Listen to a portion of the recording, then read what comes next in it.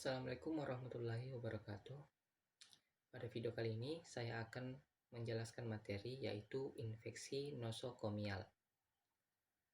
Singkatnya, infeksi nosokomial adalah infeksi yang diperoleh oleh seorang pasien selama proses perawatannya di rumah sakit atau di puskesmas.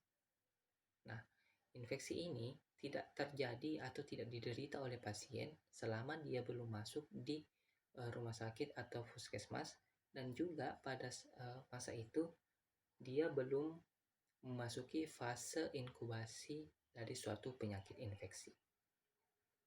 Nah, infeksi nosokomial ini merugikan karena tentu menambah biaya perawatan dan juga tentu merugikan kesehatan dari seorang pasien.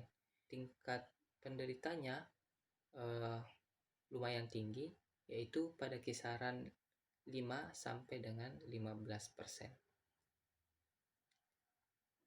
Nah, resiko untuk mendapatkan infeksi nosokomial tergantung atas beberapa faktor. Ya. Yang pertama yaitu kemudahannya kita untuk terkena infeksi. Jadi tergantung terhadap imunitas tubuh kita. Juga dapat disebabkan oleh beberapa faktor, yaitu yang pertama faktor usia, seperti pada bayi dan orang yang berada pada usia lanjut. Lalu yang kedua, status gizi, yaitu pada orang yang mengalami kurang gizi. Lalu yang ketiga, tergantung dari penyakit yang diderita oleh pasien, seperti diabetes atau AIDS yang mengurangi imunitas tubuh sehingga menambah risiko terpaparnya kita infeksi nosokomial.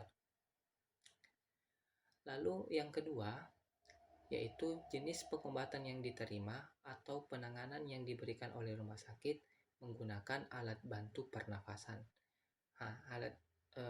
Faktor ini menambah risiko terkenanya infeksi nosokomial karena memaparkan langsung satu alat terhadap organ pernafasan kita, sehingga menambah risiko terkenanya infeksi nosokomial.